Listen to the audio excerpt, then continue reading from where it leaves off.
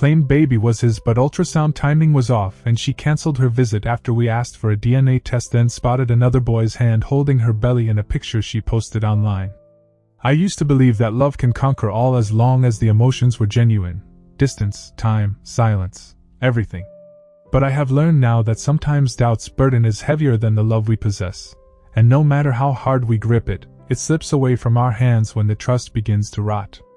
I dated long distance for almost 2 years, and most of the time I genuinely felt that I had found my match.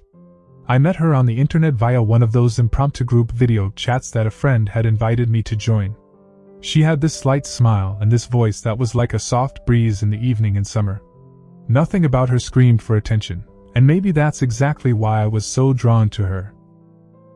We started talking privately, exchanging memes at first, then late-night conversations about our nightmares, our aspirations, and those small, silly things that make us who we are. It took its time, was natural, and became addictive. It became second nature eventually. Early morning texts, late-night phone calls, and sending photos of our lives half a world away. We hadn't actually met in person, but we were about to. We had dates planned, even made a group playlist for the initial road trip we were going to embark on together. It was real, each and every part of it. I trusted her. I really did. Even when my friends questioned me for it or said that long-distance relationships were just make-believe, I dismissed it.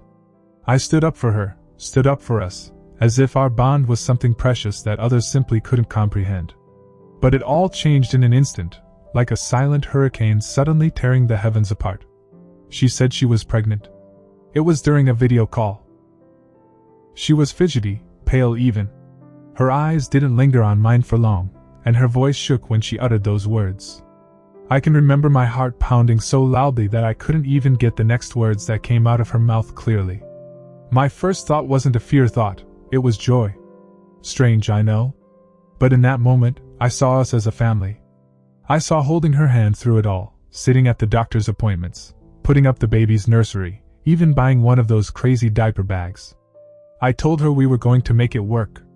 I said to her, "It's our baby. We're in this together." And then she started crying. Not the tears of sweeping joy or fear, but the tears that break something inside you just listening.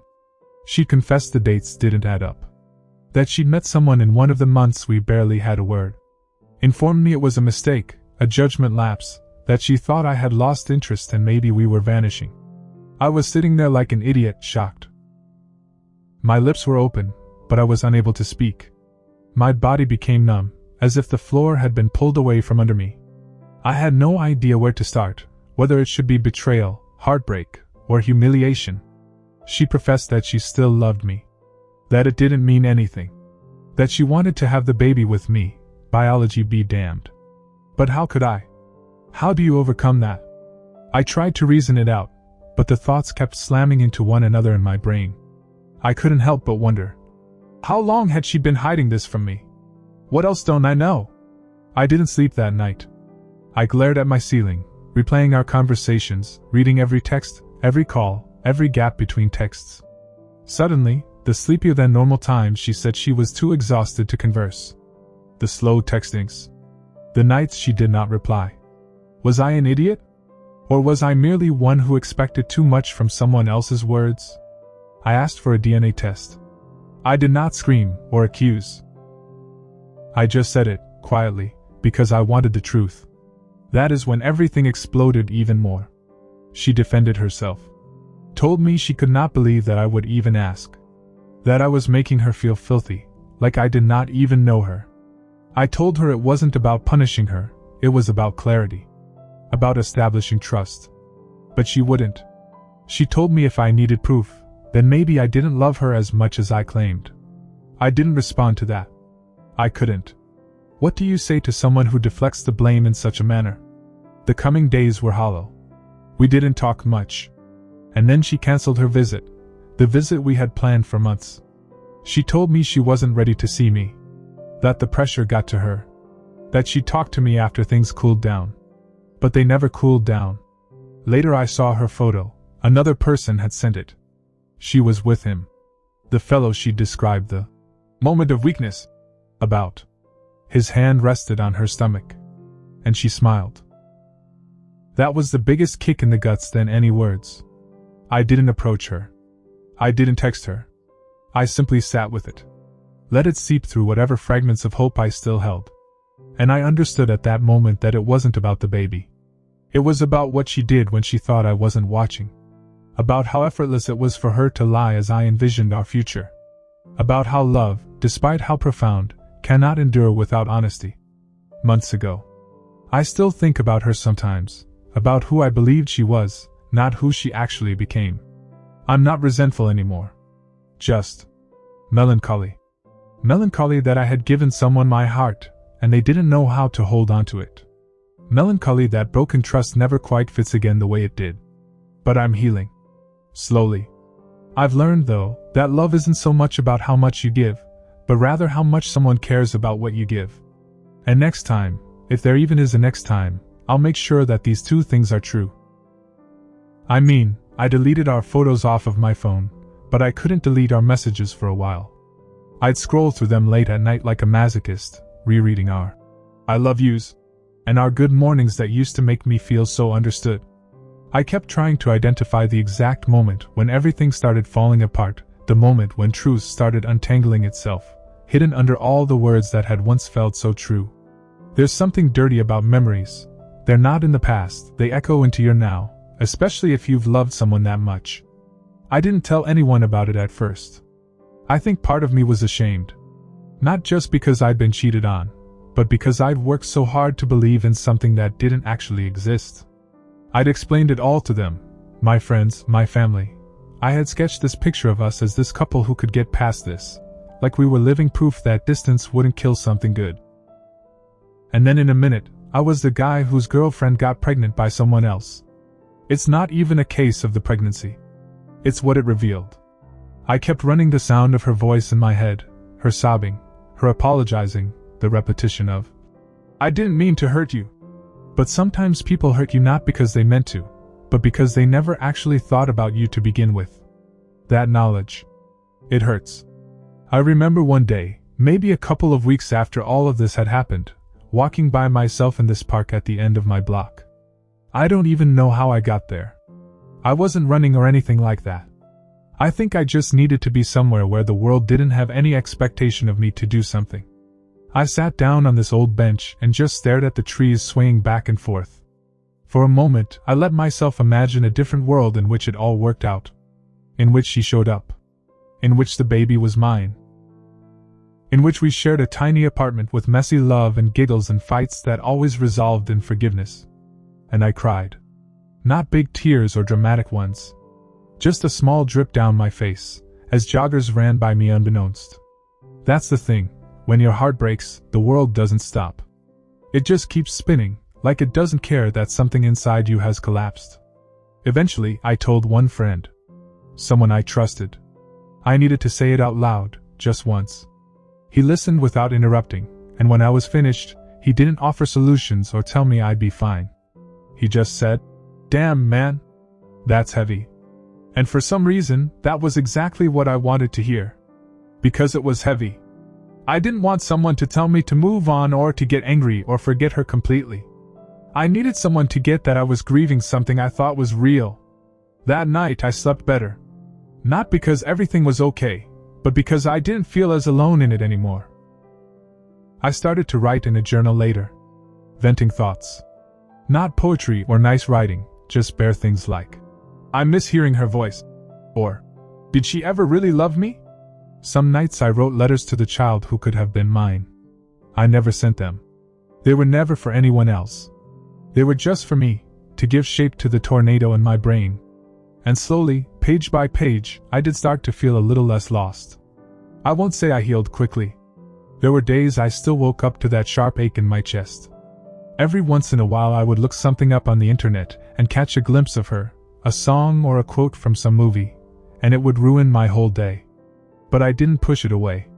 I allowed it to be. I let the hurt come in and sit with me, and then I watched it leave. And then, gradually, it started appearing less. There was one night, though, that got me again. She reached out. After all those months of nothing, she texted me. Just a brief, I hope you're okay. I stared at the screen for a long time. My fingers rested on the keyboard. A part of me wanted to say things I hadn't been courageous enough to. Another part merely wanted her to apologize and mean it. But I didn't answer. I didn't block her either. I just left it there. Like a scab that no longer oozes but still aches if you touch it. Because I thought that closure does not always come in words. Sometimes closure isn't opening up something that hurt you. It's accepting your peace is more valuable than answers that might never be fully given to you. I started healing myself after that. Not some epic dramatic change or anything. Just small changes. I started reconnecting with the people I had unknowingly pushed out of my life during the period I was so entrenched in the relationship. I resumed hobbies that I had enjoyed in the past, like jogging and drawing. I made space in my life for myself again. And with every tiny step, I began to feel more me. Not me who waited beside the telephone, me who judged his worth in terms of those mischievous deceptions by others, but me who could stand alone without breaking. It's strange, but you get a strange kind of calm when you survive the worst kind of heartbreak. Not because you're cured or invincible, because you're not, but because you realize now that you'll get through. That you can still find beauty in your own existence. That your heart, however bruised, still beats. And even though I carry the stamp of that relationship with me, it does not weigh me down in the same way. It's just part of my past now. There were moments where I questioned whether or not I had somehow caused all of it, like maybe I was not being attentive enough, or was not being demonstrative enough of my love to her in the right way, or often enough. I know it sounds ridiculous, but when something breaks for no reason, your mind struggles to make sense of it, even if that is by blaming yourself. I kept going over our last conversations in my head, attempting to interpret my own tone, the silences between our words, any sign I might have missed. But the fact is, love is not usually broken because of what someone did not do. Sometimes it just falls apart because the other person never even had it in their hands the way you did. I had been shouldering the whole thing myself without even realizing it. In hindsight, I could see how often I justified her behavior, how often I just let things annoy me slip, how I wanted to believe in words over actions because I so wanted it to work. I was in love with a woman I'd idealized in my mind, who was loyal and steady and honest. But the truth? She was flawed, she was human, and maybe she cared for me because of her own reasons, but it wasn't the kind that chooses you over and over again every day. It wasn't the kind that protects your heart when no one is watching. The moment she sent me that text once, I was expecting to see one coming. A longer text, an explanation, something. But there never was. That was the final evidence I needed. I realized that she didn't call to reconcile. She called to ease her conscience. And I wasn't going to be used as a vehicle for someone to clear their conscience of what they had done. I didn't owe her forgiveness on her schedule. I didn't owe her anything anymore. I started to restore trust, not in other people, but in myself. That was the hardest part. When you are betrayed, it shakes your belief in everyone else, sure enough, but it also shakes your trust in your own judgment. I couldn't help but think, how did I not see this coming? Why didn't I pick up on it sooner?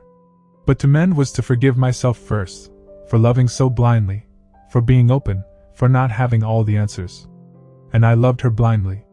I had trusted her even when little things didn't add up, because love makes you want to give the benefit of the doubt. You remind yourself, no one's perfect, people all mess up, maybe I'm just reading too much into it. But now I know better. Now I know that trust is not about ignoring your gut. It's about listening to the voice inside you that says, beware when something doesn't feel right. It's about being honest with yourself about what's real and what's not. There was this one evening, months later, where I saw her. Not up close, not in person, but in a video that someone else had posted. It was a short clip, nothing remarkable, just some people laughing at a restaurant celebrating something. She was standing in the background smiling alongside the man she cheated with. Their hands brushed briefly, factually, as if it were a daily thing. As if they had continued on. And there was something in that sight that seemed to be the extent to which our lives had branched apart. She was living her own reality, whatever that was now, and I was no longer part of that world. I wasn't angry. I wasn't annoyed. I was just done. It was seeing a movie scene in a movie you didn't want to finish anymore. The conclusion didn't interest you anymore. I closed the video and I deleted it without giving it another thought. That was when I realized that I had finally moved on. Letting go is not a loud, dramatic thing.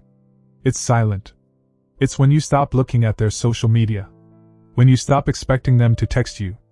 When their name doesn't sting when somebody else uses it. When your heart doesn't leap at the thought of them happy without you. That is what closure really is, not an apology, not a deep talk, not a perfect ending. Just peace. Just absence that no longer wounds like a raw hole. I kept checking in on myself a lot more afterwards. I woke up a lot earlier. I walked long distances. I began journaling in the mornings instead of late at night. My thoughts were clearer. Less tangled. I was able to hear my own voice again instead of hers still ringing in my head. I reconnected with my brother, with whom I hadn't actually spoken in months. We were close prior to all of this, with her stealing time from me and my energy. We sat one evening on the porch with a couple of beers, and he said to me, "You're different, man. You're lighter." I smiled and replied, "Yeah, I think so." Because I was. I no longer carried someone else's deceptions. I no longer held room for someone who never held room for me. And that lightness wasn't happiness, it was freedom. Emotional freedom. Being able to breathe without wondering where I stood in someone's life. I started again to believe in love, slowly. Not fairy tale style, but real, cautiously. I realized that when the time came, I'd love differently. Not less, but more wisely. With boundaries. With clarity. With a better understanding of what I require and what I won't tolerate. And that wasn't bitterness, it was progress. Real love isn't all about feeling good. It's about feeling safe. It shows up when it matters. It doesn't disappear when things become difficult. And now I know how to recognize that difference. I'm not in a relationship yet. I'm not even actively seeking. I'm just open. And that is such a big deal for me. Because there was a time when I didn't believe I'd ever open my heart again. But the point is, hearts aren't made to stay locked up for all eternity. They're made to heal. To scar. To beat again. And mine is doing that at last. Something that I didn't anticipate after all of that transpired was how profoundly the experience would influence the way that I perceive relationships in my life. It's strange.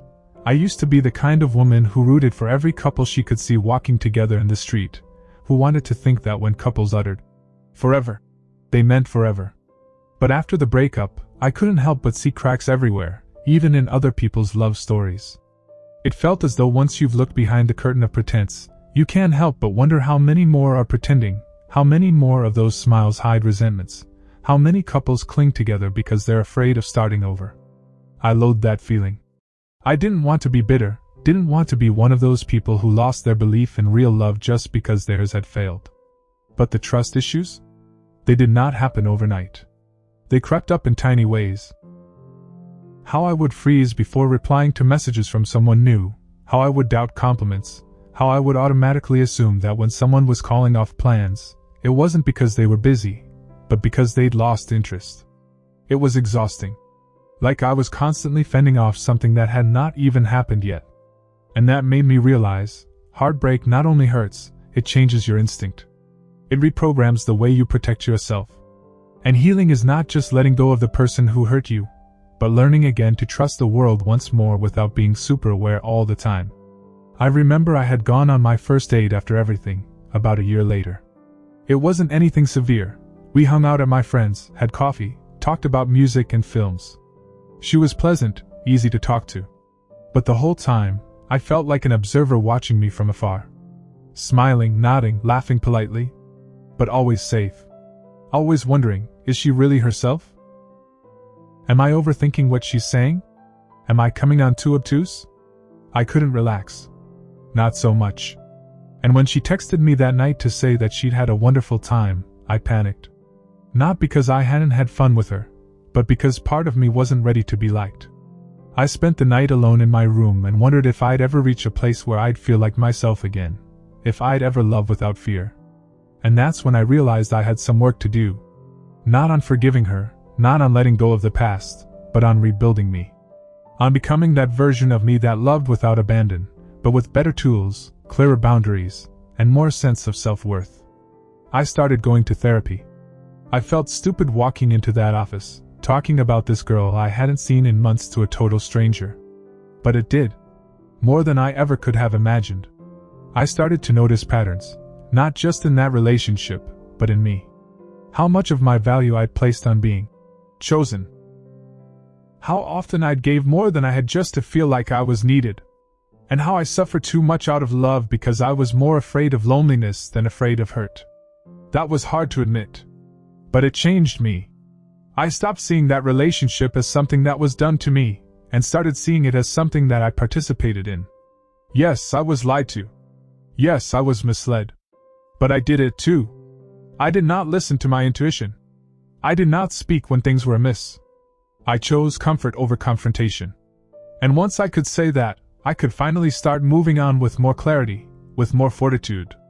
Slowly, the nightmares stopped. The flashbacks dissipated. I stopped checking her online profiles. I stopped comparing myself to the man she ended up with. And I stopped wondering what she would do if we ever exchanged words again. I didn't need anything from her anymore. No apology, no explanation, not even closure. Because I had made my own. Not by rewriting the past, but by owning my story. And that gave me a power I hadn't experienced in a very, very long time. I got a call one afternoon from an old friend who did not know about the breakup. We had not spoken for over a year, and when he casually asked, "How's she doing?" I was taken aback. But I just smiled and said, "She's in the past now." And for the first time, I really meant it. There was no venom in my voice. No weight on the words. Just peace. Only truth. And that is when I knew I had crossed to the other side of the pain. That I could now talk about it without living it. That I had taken something that almost killed me and made it something that healed me. Now I'm more careful about who I allow into my life. I'm slower to trust, yes, but I'm more appreciative when somebody does. I choose honesty over charm. Presence over promises. And no longer believe that love is losing yourself in another. Real love, I've learned, is two whole people choosing to walk with each other, not one person dragging the other along, or holding back the truth in order to stay comfortable. And if that kind of love never finds me again, I'll still be okay. Because I've found something just as valuable, myself. A self that knows what it's worth. A self that knows what betrayal feels like, yes, but also knows how to stand back up, stronger, wiser, and more grounded than ever before. And that is something no one can take away from me again. I think the biggest surprise that came out of all this was how it reshaped my definition of love. Not romantic love, exactly, but self-love, friendships, even the way I connect with strangers.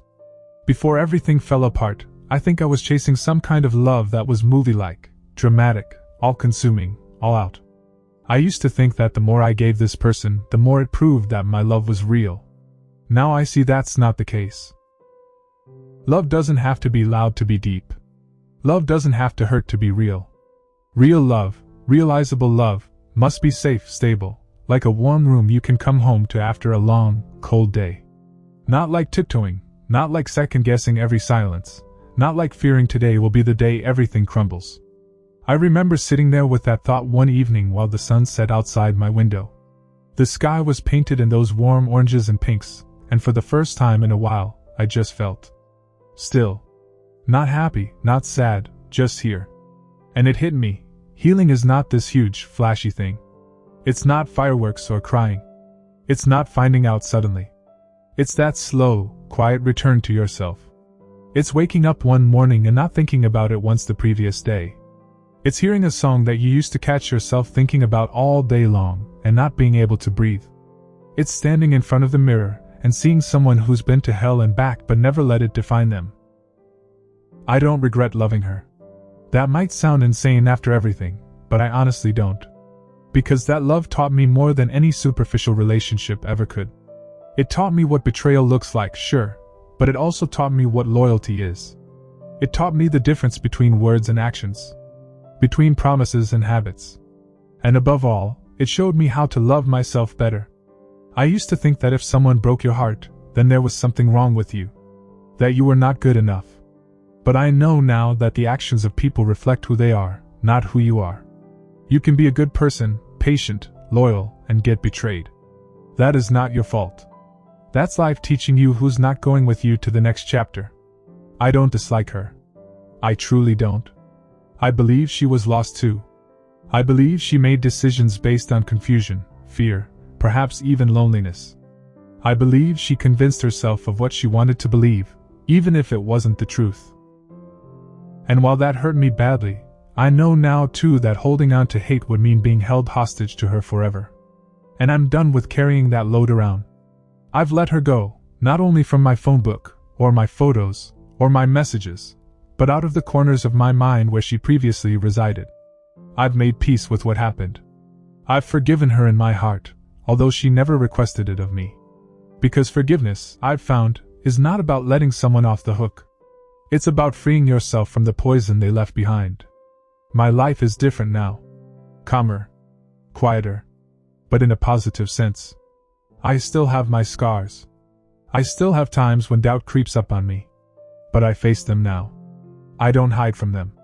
I share my story not because it pleases me to remember the pain, but because I know there is someone out there who feels the way that I did. Lost, broken, betrayed. And maybe if they hear this, they will be reminded that they are not by themselves. That the pain won't go on forever. That there is existence after shattering, even though it doesn't feel like that right now. I've since encountered some individuals. Some stayed on, some departed. But I now move slowly.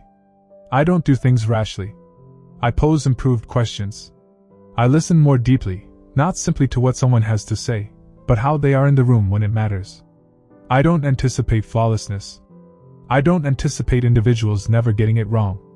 But I do anticipate honesty, consistency, emotional accountability.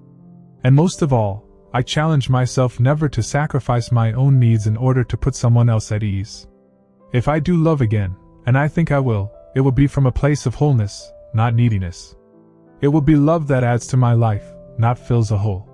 Love that sticks with me, not in front of or behind me. And if that love never comes, I'll still be okay.